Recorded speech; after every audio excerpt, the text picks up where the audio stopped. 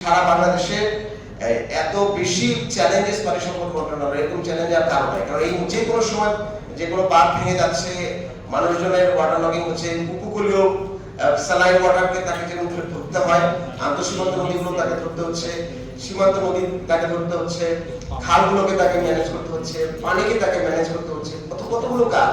এটার জন্য পানি সম্পদ মন্ত্রণালয় এর সাথে প্রায় 36টি অর্গানাইজেশন, 35টি সরকারি বিভিন্ন প্রতিষ্ঠান, 13টি বিভিন্ন মন্ত্রণালয় মিলেও এটাকে অ্যাড্রেস করতে পারে না। এটা অনেক কঠিন। তো সুতরাং সেই ক্ষেত্রে আন্তঃসীমান্ত নদীর যে জয়েন্ট রিভার কমিশন যে প্ল্যাটফর্মটা আছে, এটা যদি কারণ এখানে তো তাকে সবসময় টেকনিক্যাল জায়গার সাথে সাথে ডিপ্লোম্যাটিক জায়গায় মানে পররাষ্ট্র মন্ত্রণালয় হয়েই কিন্তু কাজটা করতে হয়। সুতরাং এই প্রতিষ্ঠানটা যদি লাইন মিনিস্ট্রি পররাষ্ট্র মন্ত্রণালয় হয় তাহলে অনেক সিদ্ধান্তগুলো নেওয়া অনেক সহজ হবে। তো সুতরাং গভর্নমেন্ট যেরকম অনেকগুলো বড় বড় এই মুহূর্তে মাননীয় প্রধানমন্ত্রী অনেক বড় বড় ফান্ডামেন্টাল সিদ্ধান্ত নিচ্ছেন, আমি মনে করি প্রাতিষ্ঠানিকভাবে এই সিদ্ধান্তের ক্ষেত্রে আমার মনে একটু চিন্তা করতে পারেন, এবার যদি এই বিষয়গুলো নিয়ে আরেকটু ভাবেন এবং উত্থাপন করেন তাহলে আমাদের জন্য ভালো হবে। দ্বিতীয় হচ্ছে, শেষ করে দিচ্ছি না, আচ্ছা, দ্বিতীয় হচ্ছে লং টার্ম সাস্টেনেবল যেই ন্যাশনাল লেভেলে আমরা যদি পানি নিয়ে আরো অনেক 2-3টি বড় বড় সেমিনার আমাদের পানি সম্পদ মন্ত্রী মহোদয় অ্যাটেন্ড করেছেন, সেখানে বলা হয়েছে যে বাংলাদেশের যারা এক্সপার্ট তারাই বলেছে যে দীর্ঘমেয়াদী প্ল্যান করা লাগবে বাংলাদেশের পানি সম্পদ নিয়ে।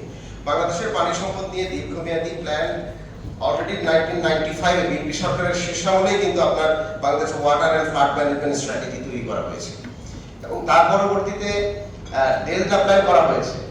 এই ডেল্টা প্ল্যানটাতে মানে 100 বছরের মাথায় নিয়ে করা হয়। এটাকে যদি আপনি রিভিউ করেন এবং রিভিউ করে এটাকে যদি আমরা কনভার্ট করতে পারি আরো খতিয়ে দিয়ে দেখে, তাহলে আমাদের অনেক অগ্রসর একটা কাজকে কন্টিনিউশন করা যাবে। সুতরাং এখনো তো আমরা 1995 সালের ওয়াটার স্ট্র্যাটেজিটাকে আমরা কন্টিনিউশন করি।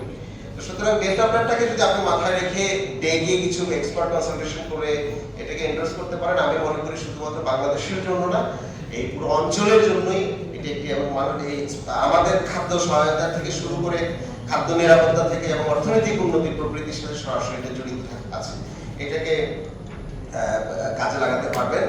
3 নাম্বার হচ্ছে আরবান ইস্যুতে আরেকটি বড় বিষয় আমি আপনারা লক্ষ্য করবেন যে আমি আজ থেকে 3 বছর আগে একটা গবেষণা করেছিলাম যে 56 পলিউটেড রিভার্স, আপনারা গুগল করলেই পাবেন।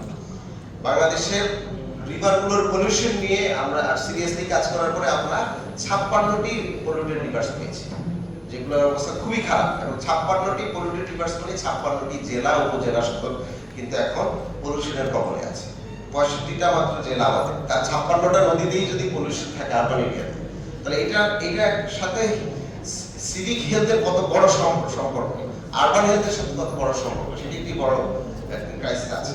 এবং ঢাকার 4 নদীকে দূষণমুক্ত করার জন্য একটি প্ল্যান আমি ইনপুট দিয়েছিলাম, এটা অলরেডি প্রধানমন্ত্রী মহোদয় বলেছেন যে এটাকে তারা ইনক্লুড করেছেন এবং এটার জন্য বাজেট রেডি করছেন। সুতরাং আমরা আশা করব ঢাকার 4 নদীকে দূষণমুক্ত করার জন্য মাননীয় প্রধানমন্ত্রী একসময় ঘোষণা দিয়েছেন বুড়িগঙ্গাকে যদি দূষণমুক্ত করা যায় তাহলে কিরকম হয়, এই কথাটা একসময় আমাদেরকে বলেছেন। সুতরাং এটা আমরা এটা চাই এবং এটা টেকনিক্যাল কাজটা অলরেডি সরকার করে ফেলেছে। এখন যদি ফাইন্যান্সিয়ালি অ্যাপ্রুভাল দেয় তাহলে হয়তো বা আমরা আগামী 2-3 বছরের মধ্যে ঢাকার 4 নদী দূষণমুক্ত হওয়ার যে প্রক্রিয়া সেটা আমরা শুরু করতে পারবো, শুরু হওয়া দেখতে পাবো।